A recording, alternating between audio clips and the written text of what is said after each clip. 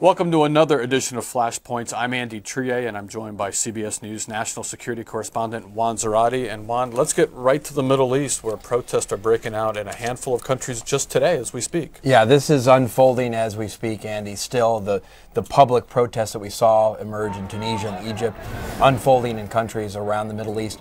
What you see, which is of interest, I think, is that this wave of protests is hitting patches of instability and places in the Middle East where there's been simmering conflict for some time. And that's why I think you see in Bahrain, for example, a lot of tension now, a lot of violence, where you've had the Sunni minority monarchy ruling over the 70% Shia majority, where there has been tension between the two sides all along. And so this wave of protests, which has come out of North Africa, is now hitting the Persian Gulf and hitting Bahrain in a way that is turning somewhat violent and really feeding on some of the divisions in that society. You're seeing that as well in Yemen, where there is instability in the government. The government's weak. There are a lot of divisions from the old civil war days in Yemen, north-south, divisions between the Sunni government and the Houthi rebellion in the north, and problems with Sunni extremists.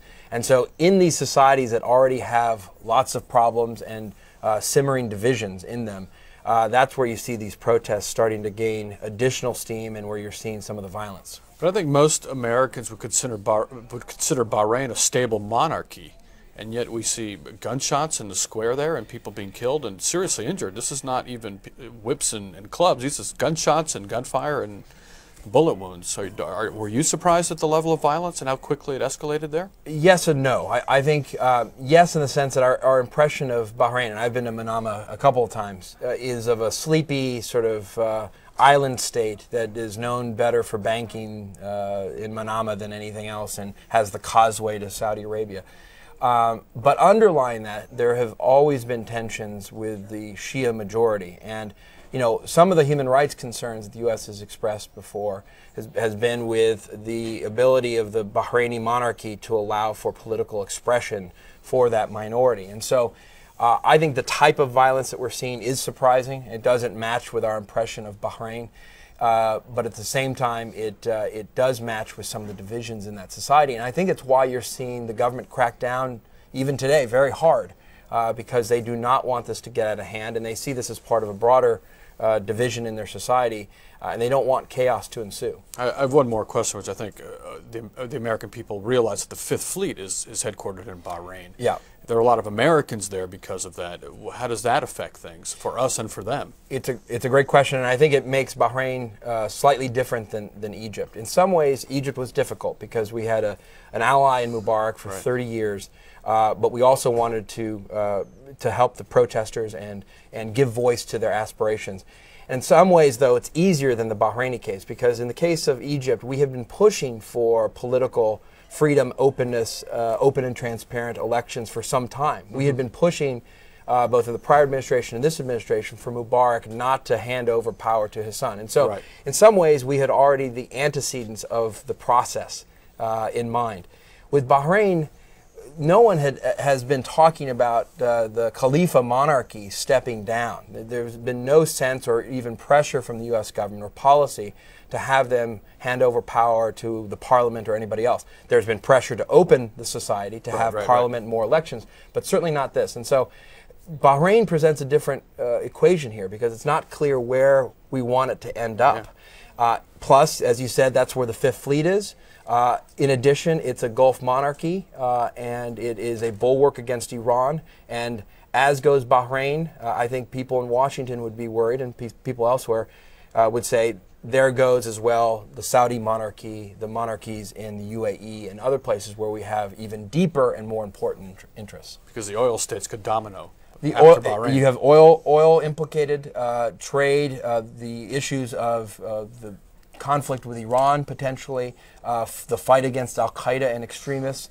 All of these things are swirling about as we look at what's happening in Bahrain. I think it's an important linchpin to where we go, and it's why I think you're going to see the administration advocating for nonviolent means of dealing with these protests, but you're not going to see them be as aggressive as they were in the Egyptian context, talking about transition now or transitioning to a particular end state, because I'm not sure what we think that right end state should be in a place like Bahrain.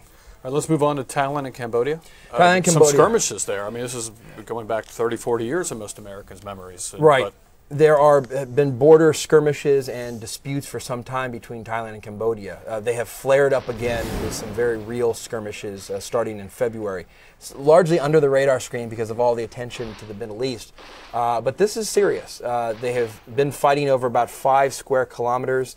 There's an 11th century temple that's a World Historic Site, heritage site that has been sort of in the middle of all this. And neither side is really backing down. The Cambodians have called for UN peacekeepers. The Thais want this to be resolved bilaterally. The Security Council called for a permanent ceasefire, but is not going to put peacekeepers there. And so what you see is a bit of a tense standoff between the countries as they start to align other military assets along the border and at sea. So this is potentially problematic because this is starting to escalate in a way, slowly, but starting to escalate in a way that could have broader skirmishes or maybe even a low-grade war erupt between Thailand and Cambodia. But there are a lot of border skirmishes around the world among countries who have traditionally had problems. Why is this more concerning to you than your typical border skirmish, if there is such a thing? Yeah, I think 2 things. One is the level and persistence of violence. This wasn't just a one-off. There have been several days of it happening over time. And 2, the continued escalation, not just the rhetoric, because you see lots of rhetoric around the world, but you actually see naval forces and others starting to assemble in ways that, in my mind, make this problematic and something at least worth watching, at least in our Flashpoint universe. Gotcha. On to Somalia, where the pirates are still active, even though they're not on the front pages or at the front of people's discussions anymore. Pirating is still a huge problem off the coast of Somalia. Piracy is unabated and getting worse. And Andy, I would say in the 21st century, 2010 was the year to be a pirate, unfortunately.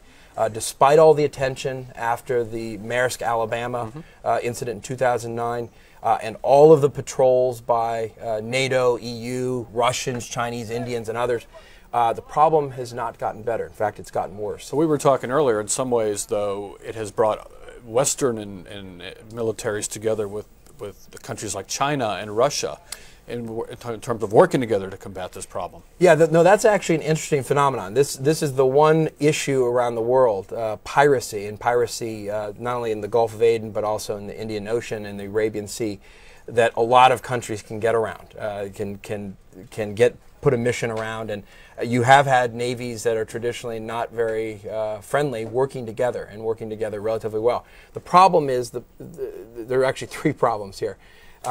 Where you used to have the problem in the Gulf of Aden, this is right there, the piracy problem in the Horn of Africa, that has been solved largely because of the naval intervention. The problem is now the pirates have gotten smarter and better, and so they're hijacking bigger ships. They have motherships, fishing trawlers, and tankers. They just took a tanker that was en route from Kuwait to Louisiana with 2 million barrels of oil on it. They took it. They're going out farther. So they're now well into the Indian Ocean now. They're not just along the coast or in the Gulf of Aden. And things are getting more violent. You see not only commandos taking over ships, the South Koreans did it just the other day, but you also see some of the pirates growing more vicious. They were torturing a German crew just the other day. And so, you've got to remember the numbers. We've got 32 vessels that are currently held, over 700 people being held hostage, with what are now called pirate action groups, with these motherships out there well out into the distance, orchestrating a satellite of smaller pirate vessels. And so this problem is getting worse, and you're seeing the industry now take not only measures to work with governments, but they're starting to take matters into their own hands. A statement just the other day from one of the principal maritime organizations says, we're going to start employing private security to be on board to help defend the ships. That's a major step for them because they've not wanted to escalate the violence, but I think they think there is no other choice at this point. And you said there are 32 ships currently being held by vessels. pirates. That's right. Last year, just to give some context, 286 incidents and 67 hijacked vessels last year. And what's ultimately fueling this, Andy, is the money, the ransoms being paid. It's an economic issue, really. It's an economic issue. There are pirate towns that actually have pirate exchanges where people can invest in the various gangs that are out there doing the pirating. And secondly, you have a safe haven in Somalia. You have a place where people can actually gather, organize, and do this kind of thing without any real control by any government. And so you've got the on-land problem, and you have the financial incentive in a part of the world where people are desperate. And in some ways, the big navies of the world are impotent to deal with small pirating ships and operations. Yeah, yes and no. I mean, what you can do is create safe lanes to operate in, and that's in part why the Gulf of Aden is much safer now than it was 3-4 years ago. But when you're talking about the open sea, and you're not talking about particular channels, they can't escort every commercial vessel. There's just too many vessels, too much traffic, and they end up being very reactionary. And at that point, that gets dangerous potentially, or very costly. Let's move on to Great Britain and David Cameron. And this was actually a very important address that folks in the national security field, I think, paid attention to, but I think got lost in the public. David Cameron, the Prime Minister of the UK, gave a speech in Munich that did really three things in my mind. First, identified a fundamental problem that Europe itself has with homegrown extremism and terrorism. That is a central issue for them. Secondly, but we're talking about multiculturalism, right? His speech about multiculturalism. Right, exactly. And secondly, the fact that there's an ideology behind terrorism and radicalization that needs to be addressed. And third, to your point about multiculturalism, that Europe and the UK for too long have been passively tolerant, is the way he put it.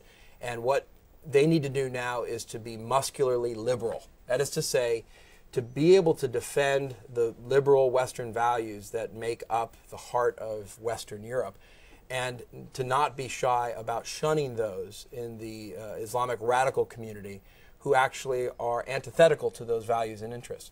He articulated better than anyone I've heard to date.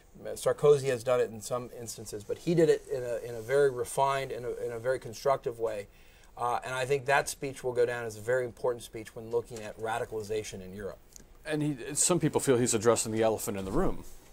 Well, he is, and part of what he was doing too was he was laying a marker for how his government is going to be different from the past, because the British government has really applied a policy of letting 1,000 flowers bloom, engaging with every Islamic group and representative of any stripe, of any ideological brand, and in fact have used Salafi extremist radical groups who are antithetical to Western rule, but who are non-violent to try to de-radicalize. His point was, even that extreme brand, even if they're non-violent, is dangerous, and we have to confront it and isolate it.